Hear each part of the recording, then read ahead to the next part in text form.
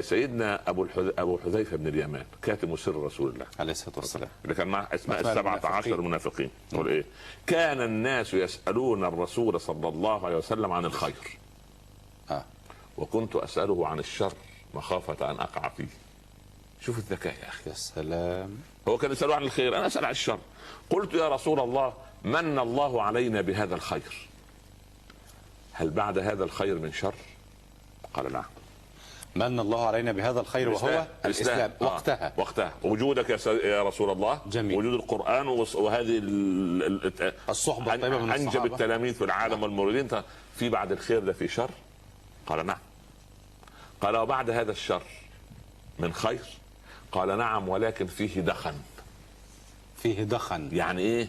مش خير صافي. ما دخنوا. الله يرضى عليه. هو يسأل وما دخنوا؟ سبحان الله. قال قوم من بني جلدتنا، من العرب، من المسلمين. سبحان الله. يتكلمون بألسنتنا، نعم، ويصلون إلى قبلتنا، نعم. سبحان الله. سبحان الله. ألسنتهم ألسنة العرب وقلوبهم قلوب الأعاجم. الله. هو لسانه عربي، يا الله، لسانه عربي زي وزيك، نعم. ولكن فكره غربي تماما. الله. انت وقرانا في التاريخ الحديث. صحيح. سبحان الله العظيم، لا اله الا الله. موجود. نعم. سبحان الله. قال ايه؟ دعاة على ابواب جهنم، اعوذ بالله، من اطاعهم قذفوه فيها. اللي يمشي وراهم يقول لك ايه؟ افصل الدين عن الدوله. سلم يا رب. مش كده ولا مش دول دعاء من بيننا؟ صحيح. قال افصل الدين عن الدوله، ريح المساله. صحيح. سبحان الله. سلم يا رب. من دعوت سبحان الله العظيم. قال فماذا اصنع ان ادركتهم يا رسول الله؟ عليه الصلاه والسلام. اعمل ايه؟ يا سلام. قال الزم جماعه المسلمين وامامهم. خليك فين المسلمين؟ فين جماعه الاسلام الوسطيه؟ فين اللي عاملين بالكتاب والسنه؟ والامام العالم الثقه. قال فان لم يكن هناك لا جماعه ولا امام. وهذا معناه انه سياتي برضه شيء. سبحان الله العظيم. سلم يا رب.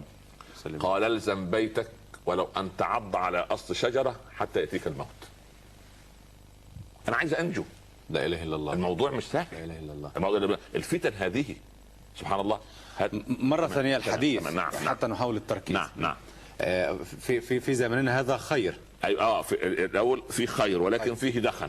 نعم. دخن. ايه دخن؟ لا معذرة، هنالك خير من بعده شر، وبعده شر، وبعدين خير وفيه دخن. خير فيه دخن. خذ نص الحديث. نعم. خذ نص.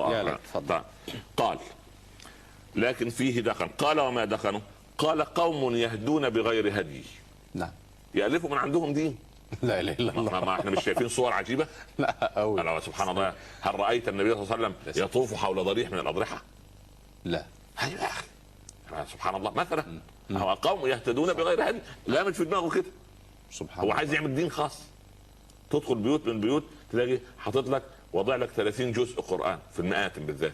واحد يروح ساحب جزء يقول لك عملنا ختمة ايه يا عم؟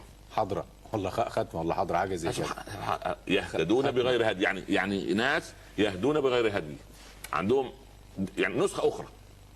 نسخة أخرى. والختمة دي مش عندنا، ما فيش الكلام ده. لم يأتي بها رسول الله صلى الله عليه وسلم. وبعدين معذرة يعني لما واحدة كده الله ورسوله يقول تحجبي تخرج كده، مش ده تهتدي غير هدي الله. هو في ايه يعني؟ صح. انت عامله كده ليه؟ نريد ان نسقط هذه الاحاديث على الواقع حتى نفهم معاني الحديث. تمام. هو ده يهدي بغير هدي. اناس يهدون بغير هدي. يعني واذا ضاع تحتها كل ما ظهر الان ولم ياتي به كتاب ولا سنه. لما تقيسوا على الكتاب والسنه ما يطلع سبحان الله. يخالفه. تمام. نعم. يهدون بغير هدي. نعم. تعرف منهم وتنكر. المراد منها يعني في اشياء ظاهره يقول والله تقدح فيها الاول بعدين تفيق فتنكرها. يعني اذا لهم منطق محدد في الدعوه ايضا. طبعا يقول لك يا شيخ هو في مساجد في عالمنا الاسلامي بعد الاذان بصوت مرتفع يقول لك اللهم صل عليك يا كحيل العينين. صحيح. يا اسود الشعر يا جميل الخلقه. صح ولا لا؟ صح. اهو ده تيجي تقول له ايه يا رجل؟ يقول لك انت تكره الصلاه على رسول الله. انت يا رجل ترتبك انت الاول. لا نكره الصلاه على رسول الله. لا ترتبك الاول تعرف. وبعدين تفيق الكلام. لا ابو بكر عملها يعني ده انصح من ابو بكر. هذا انصح من مالك وابن حنبل. هذا انصح من ابن تيميه وابن القيم. لا تنكر خلاص. هذا المراد بقوله صلى الله عليه وسلم تعرف منهم ما تنكر. سبحان الله. أو يعملوا أعمال أحيانا صح في تفسير آخر للحديث، وأحيانا واضح السم في العسل والعياذ بالله رب العالمين. نعم. قلت فهل بعد هذا الخير من شر؟ الخير اللي فيه دخن ده في شر؟ قال نعم. شر خالص، بس شر ليس فيه خير. قال دعاة على أبواب جهنم،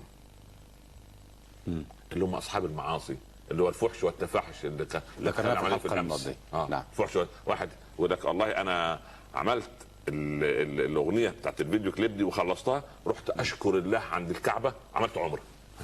توصل كده تقول له ده بيعمل إيه؟ ولا حبيت أقرب الدين الإسلامي عملت أغنية كده يعني كما يظهر أحدهم على الفضائيات.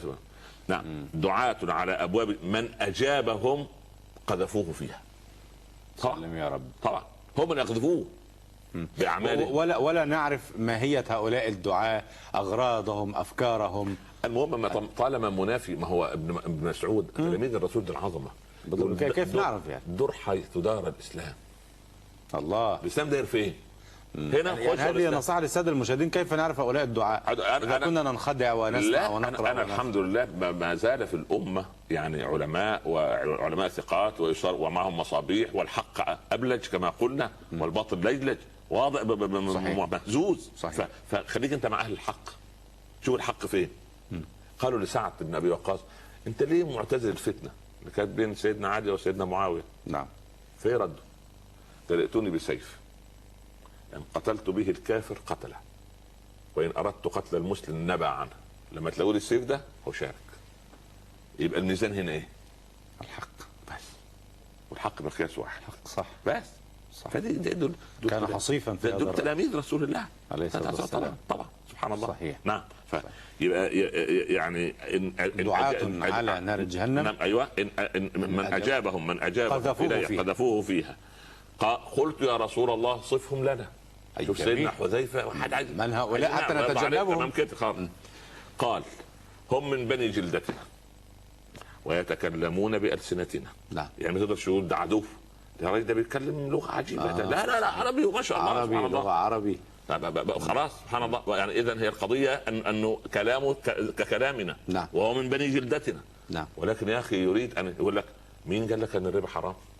ده مش ربا، ده فائدة، ده بركة، هذا ربح. بركة، هذا ربح يا أخي. صحيح. هذه تجارة، والتجارة شطارة. صحيح. بني جلدتنا. والرشوة هدية والعياذ بالله تحية. وهكذا يسمون الأشياء بغير اسماء. قال فما تأمرني إن أدركتهم؟ أعمل إيه؟ قال أن تلزم جماعة المسلمين وإمامهم. قال فإن لم يكن هناك ليس لهم جماعة ولا إمام. قال فاعتزل تلك الفرق كلها. إذا الفرق في فرق بقى، ما في جماعات بقى. احنا نقول جماعات على الساحة الآن، دي جماعات الموجودة، هذه الجماعات دي جماعات ووسائل دعوة. أخ ربما تكون فرق. لا إن شاء الله طالما في إطار الكتاب والسنة يبقى دي جماعة خلاص. وأنا نريد في برنامجنا مع فضيلتكم الفرق بين الجماعة والفرقة. يعني لا، الفرقة والعياذ بالله دي تكون ضالة، لكن قد تفترق جماعة المسلمين على عدة جماعات في وسائل دعوتها. جماعة تركز على السلوك، جماعة تركز على العودة إلى المنابع، جماعة تركز على رقة القلب، وهذه كلها أشجار باسقة في بستان الدعوة الكبير. الله عليك، جميل. ويصورها سور الإسلام الكبير. الله أكبر. بس. وأنا أخذ من هذه وأخذ من تلك، ولكن لا تدعي الشجرة أنها الشجرة الوحيدة في هذا البستان. هذا هو المشكل. نتكامل. خلاص. طيب. فاعتزل تلك الفرق كلها. خلاص أصبحت فرق بقى. تلك الفرق كلها ولو أن تعد على أصل شجرة حتى يدركك الموت وأنت على ذلك. هذا في صحيح مسلم. قرأت لك الحديث بالنص. بارك الله فيك. We have to know the age we're living in and not be fooled, but at the same time this should in no way put despair in our hearts, because we know al-aqibatu lil-muttaqin. This is the first thing. The second thing, we know also that this system will be destroyed. It will be destroyed, either in our lifetimes or after our lifetimes, but this system will be destroyed by the power of Allah subhanahu wa ta'ala. Our Prophet ﷺ told us in a sound hadith that al-khilafah ستكون الخلافة على منهج النبوة 30 عاما, And the Rawi of that hadith said, I counted it to the 6 months of Hassan ibn Ali, and I found it was exactly 30 years. Just like the Prophet ﷺ said, and you can count it yourself. The Abu Bakr, Omar, Uthman, Ali, and then Hassan for the 6 months equals 30 sana, and that's the hadith. And then the Prophet said it will be muluk, abba, it will be kings that hold on to their kingdom with ferocious authority. And then he said, and then it will be jababira, the tyrants, which is the age we're in now, the age of Jabbar. That's what all of these rulers are. They're called jababira in the Arabic language. And every Arab knows that, whether they know the hadith or not. If you say, تعرف الجبار في العراق, and he'll say, نعم, Saddam Hussein. Like you don't even have to, you just say, تعرف الجبار في سوريا, نعم, حافظ أسد. تعرف الجبار في مصر, نعم, حسني مبارك. تعرف الجبار في ليبيا, نعم, معمر القذافي. تعرف الجبار في الجزائر, نعم. تعرف الجبار في... Every single country you will see, and they'll give you the right answer. It's a test no Muslim who has any political astuteness can fail. Now, what then do we do? What's the seed that we hold in our hands? The seed that we hold in our hands is the deen of Islam. Because the deen, you have to have a qabwa. The Prophet ﷺ said in the end of time, holding on to the deen would be holding on to a coal, but you still have to hold on to it. In other words, it's painful, it's difficult. Holding on to coal is hard. And you have to keep it, it's difficult. That's the whole point of the hadith, but you have to hold on to it. All of us have to grasp this deen. Now what I want to do is give at this point, just give the first slide.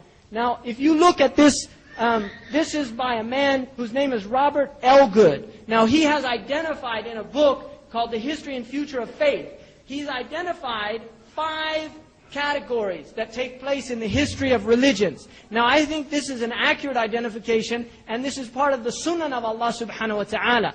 And Allah says in the Quran, وَإِنَّ فِي ذَلِكَ لَآيَاتٍ لِلْمُتَوَسِّمِينَ. The person who's mutawassim is the one who thinks deeply, who scrutinizes, who looks into the sunnah of creation.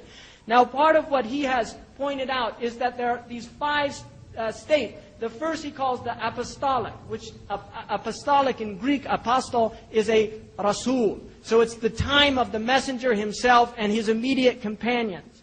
Now if you look at this, the founder or founding exists, the first generations. This is what we call a salaf as-salih.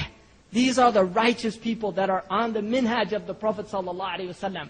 The next group is the imperial, which is what the Prophet called the muluk.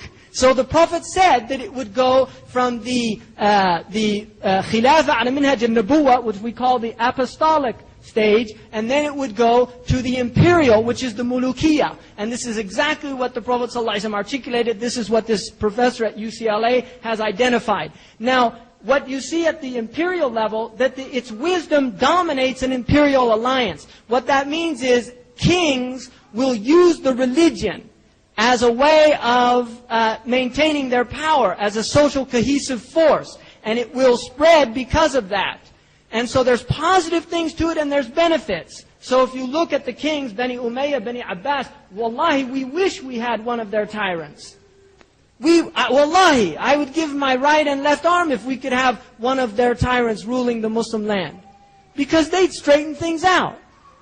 They would. The worst of them would do a better job than the best of the ones we have now. It's like Muhammad al-Ghazali said, if one of these rulers now didn't have a job and they went with their qualifications to get a job as a security guard, they wouldn't get it. They wouldn't get it. If they gave their resume, right, Saddam Hussein, primary occupation, killer, qualifications, mass murderer, have killed several thousands of human beings, and you can check families all over Iraq to confirm that, and all over Iran, So, that's what we're dealing with. Now, the next stage is the devotional. Now, you can see this happen in the Muslim world. The Muslims went into a deeply spiritual period where really spirituality, and this was part of the reaction to the imperial dominance. When dunya became so corrupted, a lot of these Muslims went into a deep internal state. Now, the Prophet ﷺ said that there would be dakhan, that هل من بعد ذلك الشر خير? And he said, نعم وفيه دخن. There would be, but there would be some dakhan in it. All right. Now, the next stage is the Reformation. Shifts to basics, outside forces challenge it. Now, if you look at the last stage, it's called folk religion, which means its public authority slips, charismatics, traditionalists survive. If you look, according to this man, Elgood, all of the world's religions are now in that last phase, which is the folk religion. They have no religion. It's just charismatics, like these preachers that go around on the television. They're called charismatics. They have no brains, no intellect. They just stir people up. They're charismatic speakers and orators, and they get people all stirred up, and they have no intellectual awareness, right? I mean, even a man, Ahmed Deedat, who just recently had a stroke, and may Allah give him a speedy recovery or take him with lutf, whatever Allah wills. He is a man who really is not, by any traditional standards, considered an alim. But he used to run rings around their leaders. Why? Because he had knowledge of their book. They don't know their book. They're just charismatics. That's all they are. And you'll never see them. They quote they've always got their book with them, right? You must tahfidhu min kitabillah. That's all they have. It's just, they don't have the scholars that we have. Now, if you look, Buddhism has been in there for a long time. Chinese religion, and that was confirmed for me by a Buddhist scholar who said it's been centuries since there's been any true Buddhism. And then Chinese religion, same thing. Hinduism, Hinduism. He got that one wrong. That's been a folk religion for thousands of years. But wali kulli alamin hafwa, I mean, he got that one way off. He thinks they just went into their folklore. They've been drinking cow's urine for centuries. If you don't think that's a folk religion, then I don't know what is. Right? And the poor women that suffer, they have to, in Hinduism, traditional classical Hinduism, they burn the widow alive when her husband dies. Because in their tradition, they don't believe a woman has any spiritual, what they call dharma. She has no spiritual path other than service to her husband, and then she's a sati. She's like a widow. When he dies, she can't remarry. And unfortunately, according to Imam al-Kandahlawi, he said some of that jahiliyyah has affected the Muslims on the subcontinent. There's a lot of women that can't remarry. They go into like a Hindu sati state. If the husband dies, she's expected, even she's a young woman, for the rest of her life to live without a husband. That's a horrific practice that should be eliminated from those Muslims. And that's what Imam al-Kandahlawi said. It's a horrible thing to do to a woman. So then Christianity, again, they had their Reformation with Luther and these type of things. Now they're in a folkloric stage, and it's finished. If you look at Islam, he says it's just now going in to the Reformation period. Just now. In other words, we're literally right at the verge of a return to Khilafah ala minhaj al-Nabuwah. You see, we're right there. It's about to happen. So don't despair. It's just going to take some time, and alhamdulillah, al-faraj ma'a sabr, that the opening from Allah comes with patience. As-sabr ala shada'id. The Prophet ﷺ was commanded, وَاصْبِرْ نَفْسَكَ مَعَ الَّذِينَ يَدْعُونَ رَبَّهُم. You have to be patient. The Prophet ﷺ was commanded to be patient. So what about us? And he was the most patient of the people who have patience. Now, one thing I want to say about this religion, we are a religion of success. We are not a religion of failure. And we have to understand that. This is the deen of tawfiq and success. And there has never been failure in this ummah until just recently, when people have this conquered mentality. We've entered into this conquered mentality where we think these people are somehow superior to us. They're not superior to us. We're being tried with them. لِنَبْلُوَكُمْ. That's why Allah is testing us. And one of the tests we have now is that these people have been put over us. Now part of that, if you look in there on the Reformation stage, outside forces challenge them. So we're being challenged. And what we need to do is reform ourselves. Now reformation in the Arabic language is called islah. And Imam Malik radiallahu anhu said, لا تصلح هذه آخر هذه الأمة إلا بما صلح به أولها. The last portion of this ummah will not be rectified or reformed. That's what it means. The last of this ummah will not be reformed except by what reformed the beginning of the ummah. And that means going back to basics. That's what we have to do. Now there's another word in English which is going back to fundamentals, which they love to banty about and call us fundamentalists, and they'll say, listen to that imam ranting and raving up there about the end of time, and those silly Muslims. يَسْخَرُونَ مِنَ الَّذِينَ آمَنُوا. طيب, I don't care. Allah said they make fun of us. That's what Allah said. وَإِذَا مَرُّوا بِهِمْ يَتَغَامَزُونَ. When they pass by, they nudge and wink and laugh at them. That's what they do. وَإِذَا مَرُّوا بِهِمْ يَتَغَامَزُونَ وَإِذَا انْقَلَبُوا إِلَى أَهْلِهِمْ انْقَلَبُوا فَاكِهِينَ وَإِذَا رَأَوْهُمْ قَالُوا إِنَّ هَؤُلَاءِ لَضَالُّونَ. That's what they say about us. These people are just in obvious error. They're stupid people. The Prophet ﷺ, before the previous prophets, they say that only aradilun nas follow you. Just the low people, the stupid people. Right? Now, the hadith that says, أَكْثَرُ أَهْلَ الْجَنَّةِ الْبُلْهِ, that's not a sound hadith. That the majority of people in Jannah are stupid. Maybe from the perspective of other people. But majority of people in Jannah are ulul albab. I mean, that's who's in Jannah. The people with intelligence, not the stupid people. And then Allah subhanahu wa ta'ala says, they weren't sent a hafidhin over them. They're not our hufad. We're supposed to be muhayminan alayhi. We're supposed to be the people that are over them. الَّذِينَ آمَنُوا فَوْقَ الَّذِينَ كَفَرُوا. We're supposed to be over them. لَا تَهِنُوا وَلَا تَحْزَنُوا وَأَنْتُمُ الْأَعْلَوْنَ. Al-Islam يَعْلُو وَلَا يُعْلَى عَلَيْهِ. Islam. Now the Prophet ﷺ, you see, this is the hikmah of the Prophet. He didn't say, Al-Muslimun ya'lun wa la yu'laun alayhim.